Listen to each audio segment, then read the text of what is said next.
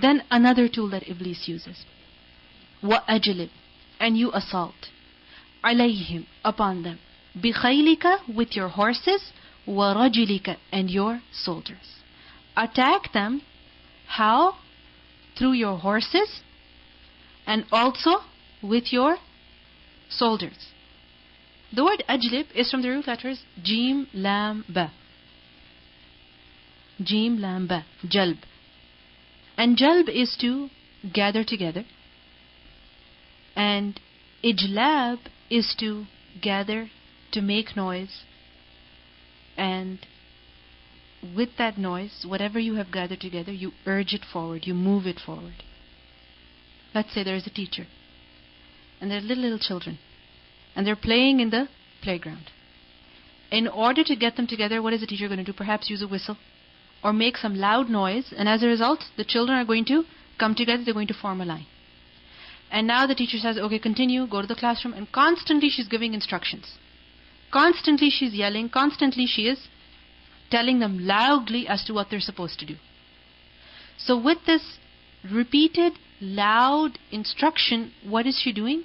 She's leading, she's urging the group onto a particular destination.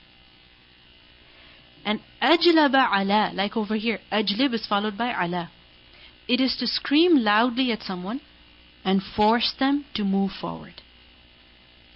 For example, like a horse is moved forward, is made to run faster. How? By the constant noise that is produced. You may have noticed that in horse races, there is a jockey, there is a person who's riding the horse, and there's also other people who are constantly making noise to make the horses run fast. And in certain places, they tie, like for example, children who are kidnapped to an animal like that who is being used for horse races, for camel races, and the child will be tied, and as the camel runs, the child screams, and that scream makes the camel run faster. Yes, they do that. And I remember once we had gone for horse riding, and there was a small child with us, and he was made to sit on the horse. He was sitting on the horse, and he got scared and he started crying. As he started crying, the horse started to run. And he started crying louder, and the horse started running faster. And eventually we had to catch up with that horse, and we had to tell the boy, stop crying, because if you don't, the horse is going to continue running. So this is what happens. When you constantly yell, when you scream, the horse, the animal, it runs faster. And this is something very natural. Like for example, when people are playing soccer, or they're playing hockey, or they're playing basketball, why do you have a team to cheer them up? Why do you have people singing all across the stadium? Why? In order to make them move fast, in order to make them play fast. Constantly there is music. People are singing, they're standing, they're clapping. Why? Because in all that excitement, with all that noise, people become very energetic. And they start moving, running, walking faster. Whatever they're doing, they start doing it faster. And this is the reason why we play the Asma Surah. That wherever you are, quickly you get up and you just run to the classroom or you run to the groups. But unfortunately, what do we think? Oh, it's 3 minutes long. I can sit for 1 more minute, then I will get up and I will go here, I will do this. By the time it ends, I will be in class, inshallah. But unfortunately, many times we end up coming late.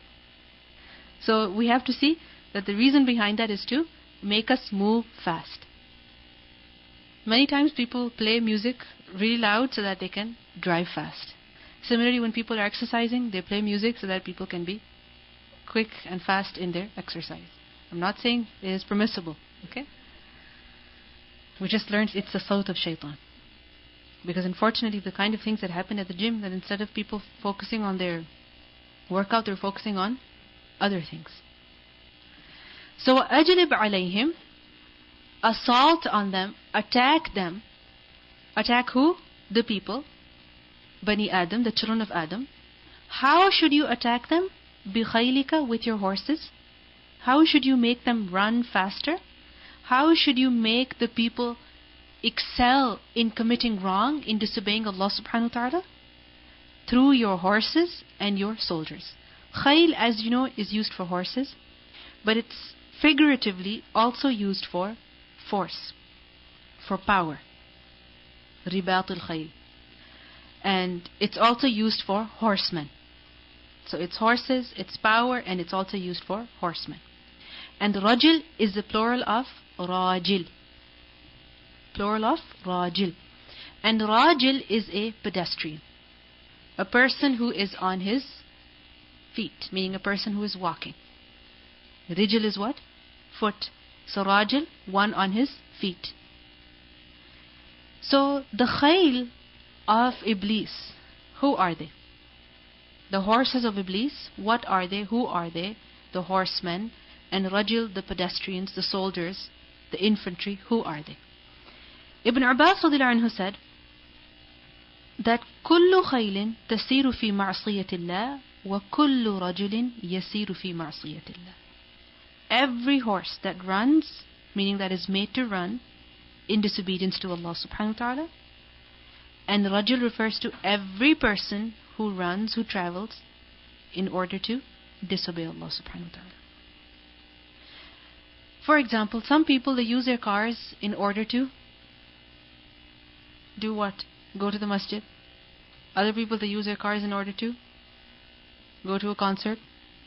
Some people will travel long distances to go attend a conference, a class. Some people, they will travel long distances on their car in order to attend a game or attend a concert or something like that. So with these horses or with these cars, with this power, people are made to accelerate in committing sin. They're made to accelerate, they're made to go faster towards the crime that they're committing. Because if a person does not have a car, will he be able to do so?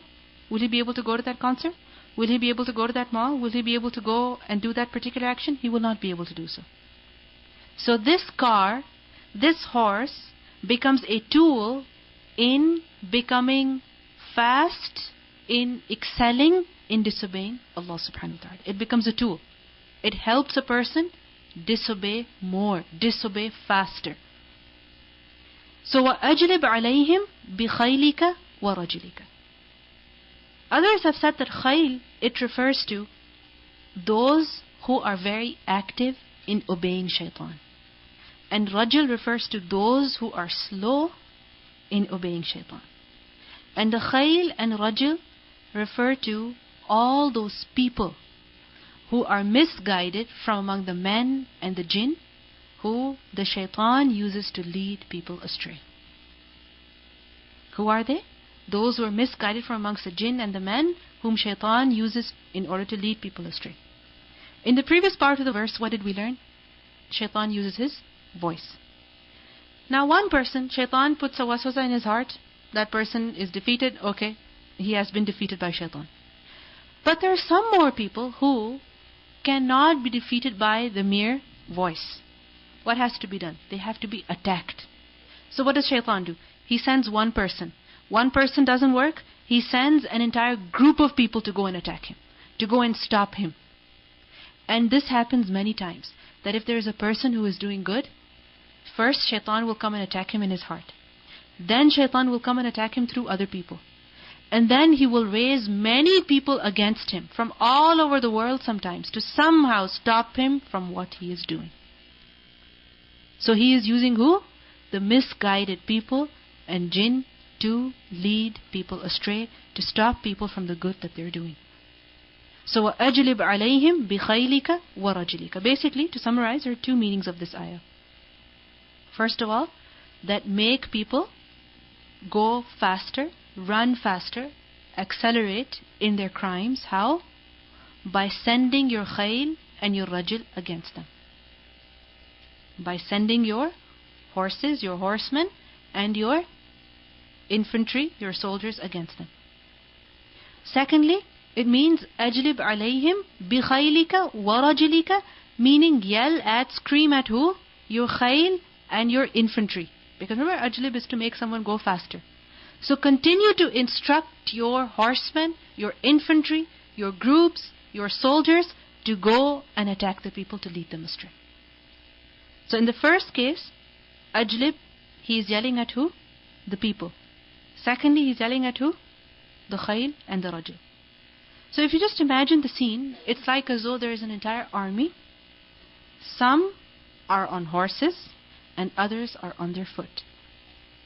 And who is our commander? Iblis.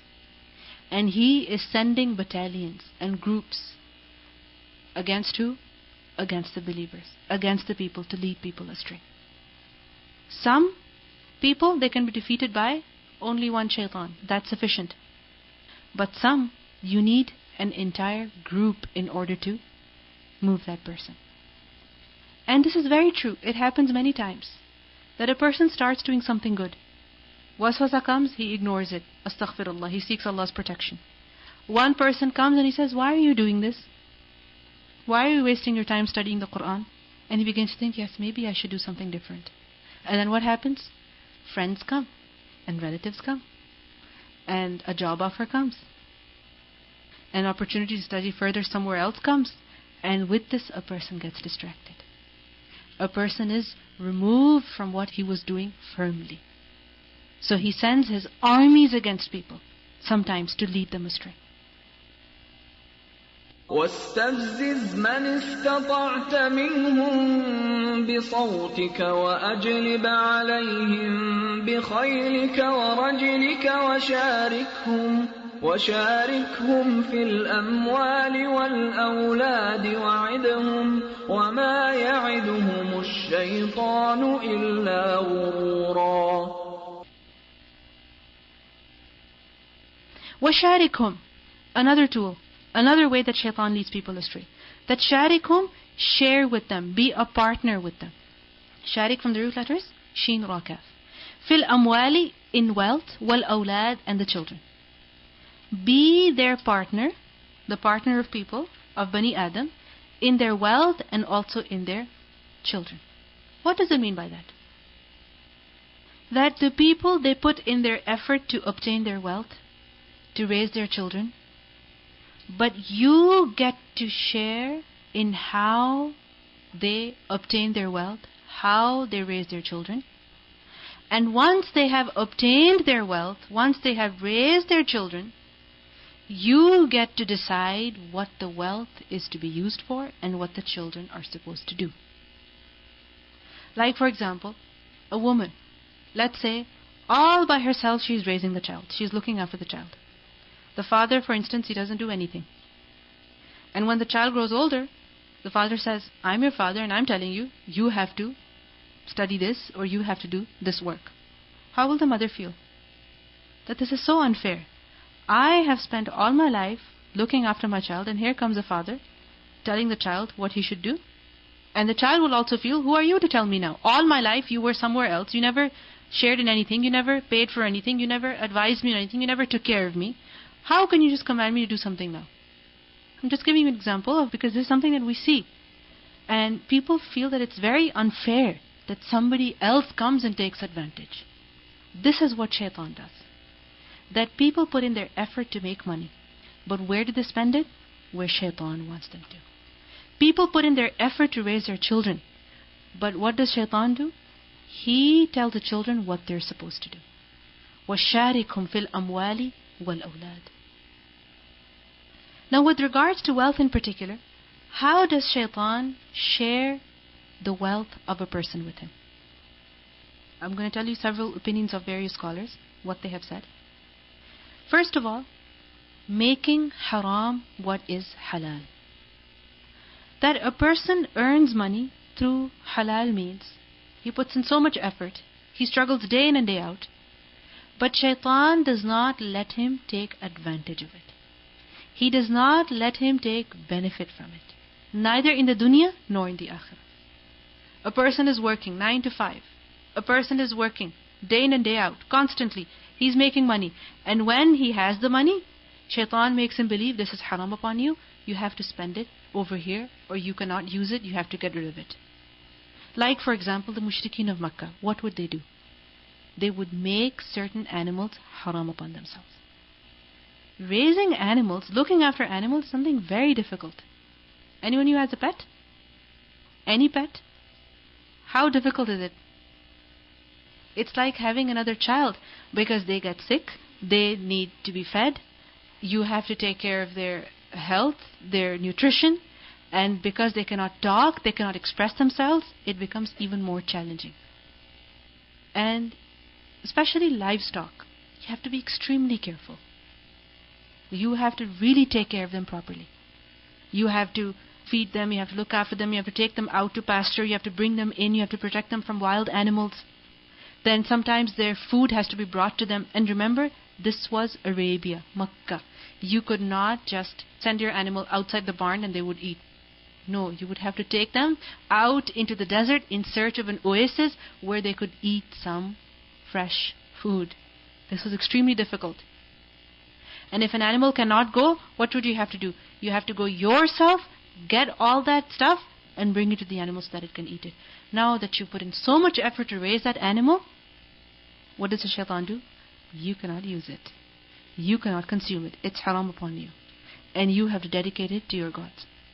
In Surah Al-An'am, ayah 138, we learned, وَقَالُوا هَذِهِ أَنْعَامٌ وَحَرْثٌ حِجْرٌ لَا يَطْعَمُهَا إِلَّا مَنْ نَشَاءُ بِزَعْمِهِمْ.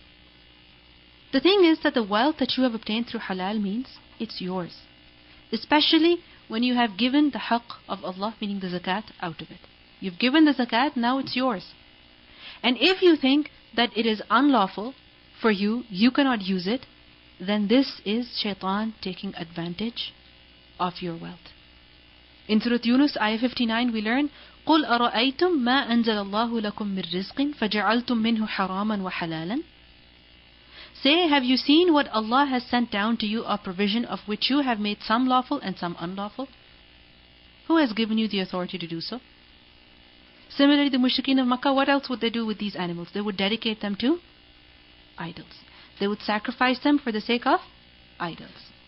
So this is how shaitan would get a share of their wealth.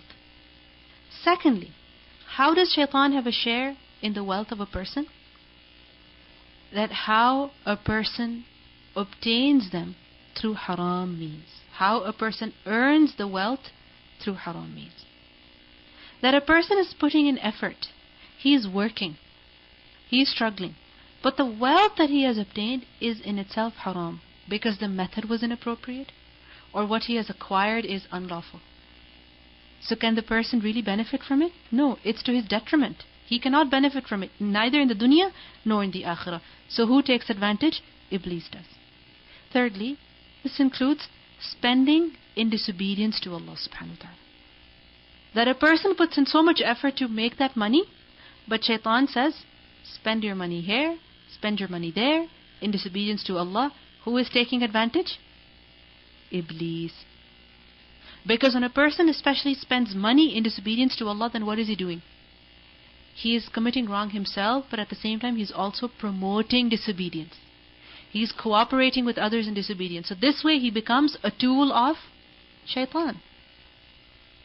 Similarly, this includes, like for example today, what do people do? When people earn so much money, they do israf. They spend beyond need, excessively, in ways of disobedience. Earlier we read about tabdheer, la tubadhir tabdheera.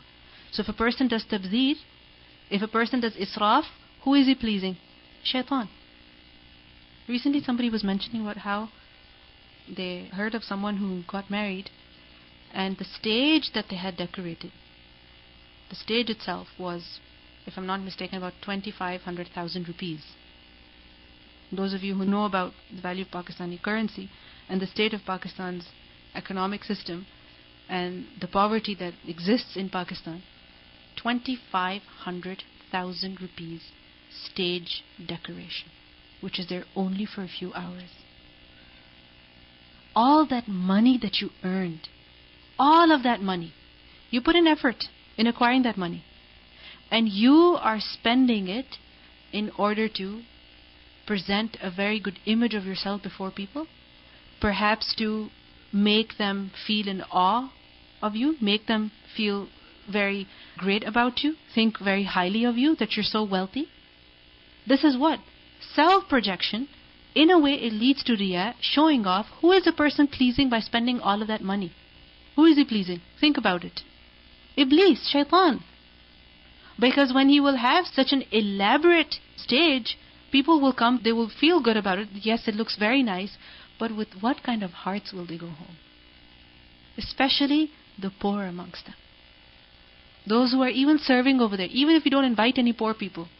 Just imagine the people who are serving over there. What are they thinking? My mother is so ill at home, I don't have the money to pay for her surgery. And here they are, washing money away, throwing it away. How? By just spending it on stage decoration. So israf and tabdhir. Yes, if a person has a lot, he is allowed to spend on himself. But again, he should not waste money. He should not waste money. If you have a lot of money and you buy a lot of jewelry, very expensive jewelry, that each ring perhaps costs $10,000, you have the money earned through halal. If you're using it, alhamdulillah. You're paying zakat on it, alhamdulillah. But if you're just buying and not using, it's just sitting there. Nobody's benefiting from it. Or it's so expensive that you spend so much money just for an evening, just for the eyes, then that's a waste of money. That's a waste of money. And this is something that we'll be accountable for. So israf and tabdhir is also part of how shaitan has a share in how we earn our wealth, how we use it, how we benefit from it, how we deprive ourselves from it, or how we waste it. Now, وَشَارِكُمْ فِي الْأَمْوَالِ وَالْأَوْلَادِ. How does shaitan become a partner in their children? In the children of people. First of all, this is from the time that the child is conceived. This is from the time that the child is conceived. The Prophet ﷺ said, this is a hadith that is in Bukhari as well as in Muslim, that when one of you wants to have intercourse with his wife, then let him say, Bismillahi, Allahumma jannibna shaytana wa jannib shaytana ma razaqtana. In the name of Allah, O Allah, keep us away from shaitan and keep shaitan away from what you bestow on us. Then if a child is decreed for them from that, then shaitan will never harm him. But if at that moment a person does not seek Allah's protection against a shaitan, then what is he doing? He's willingly giving up his child to be a victim of shaitan.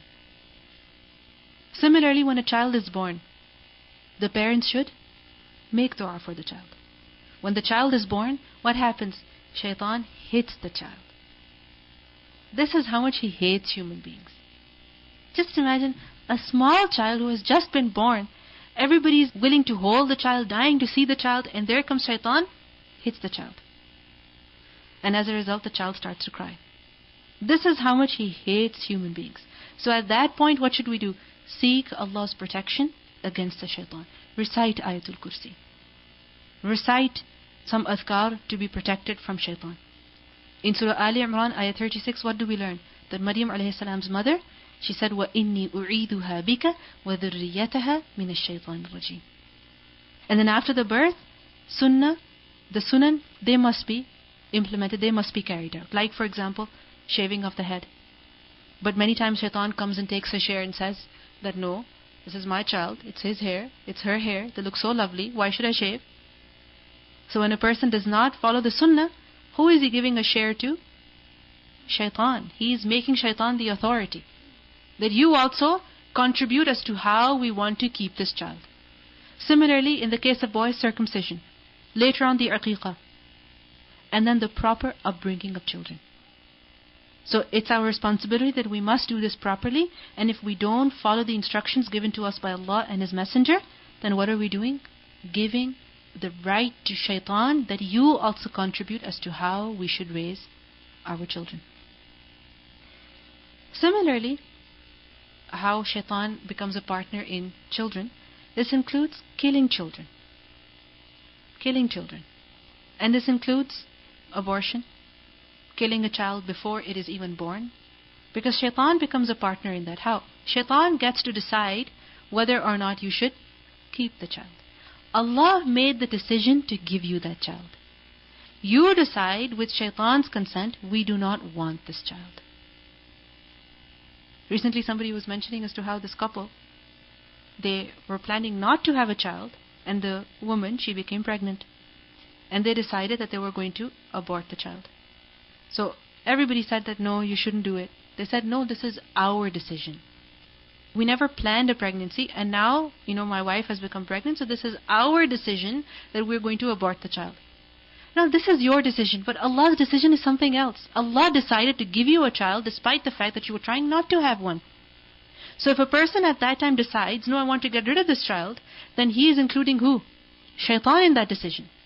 You might say that, no, it was just the husband and wife. Who gave that waswasa? Who gave that instruction? Who made them feel that, you can't take care of another child? Shaitan. In Surah Al-An'am, ayah 140, we learn, قَدْ خَسِرَ الَّذِينَ قَتَلُوا أَوْلَادَهُمْ سَفَهًا بِغَيْرِ عِلْمٍ وَحَرَّمُوا مَا رَزَقَهُمُ اللَّهُ افتراء عَلَى اللَّهِ قَدْ ضَلُّوا وَمَا كَانُوا مُهْتَدِينَ. Thirdly, some scholars have said that this includes the children of zina. The children that are born out of wedlock, illegitimate children. Because if you think of it, the same children could have been born, how? Through halal, through nikah. But when a person does not use proper means, then the child that is going to be born through haram, who has a share in that? Iblis. Shaitan has a share in that. The same children could have been born out of wedlock. Somebody was mentioning to me about how this couple, they were living together outside of the bounds of marriage, and the woman became pregnant. When the parents found out that she's still dating him, they had no idea she was expecting. They got them married. Allahu A'lam with the nikah is even valid because she was expecting at that point. And I was thinking, if they had waited a little bit, or if the parents felt that their daughter is not going to listen, just get them married. Now she's going to have a child who is going to be born out of zina. But the same child could have been born out of nikah. Similarly, scholars have said, fourthly, it means those children who are killed, who are sacrificed for the sake of idols, for the sake of gods, etc. And this was an ancient practice amongst many cultures where human sacrifice was made. Human sacrifice. So, children who were killed for the sake of gods, in dedication to certain gods in order to please them, Shaitan gets to decide what happens to those children. Fifthly, scholars have said that this includes giving children such names in which there is shirk. Like, for example, the mushrikeen of Makkah, they would name their children Abdul Shams, the slave of the sun. Abdul Uzza, Uzza was one of their idols. Abd Munaf, Munaf was also one of their idols. And today, many people name their children Ghulam Rasul, the servant, the Ghulam. Similarly, they will give names such as Abdul Hussein, Abd Ali. This is what? Shirk. When a child is given such a name in which there is shirk, who gets a big share? Shaitan. Similarly, Al-Hasan al-Basri, number 6, he said that Allah caused Shaitan to take a share of wealth and children by making them Magians, Jews and Christians, and making them follow any religion other than Islam, and by making them give a part of their wealth to the Shaitan. Because what do we learn from the hadith? That the people have been born on fitrah. Fitrah. But what happens? Their parents, they make them yuhawidanihi or yunassiranihi. They make them Yahudi or Christian, so on and so forth. So this is how Shaitan takes a share in children.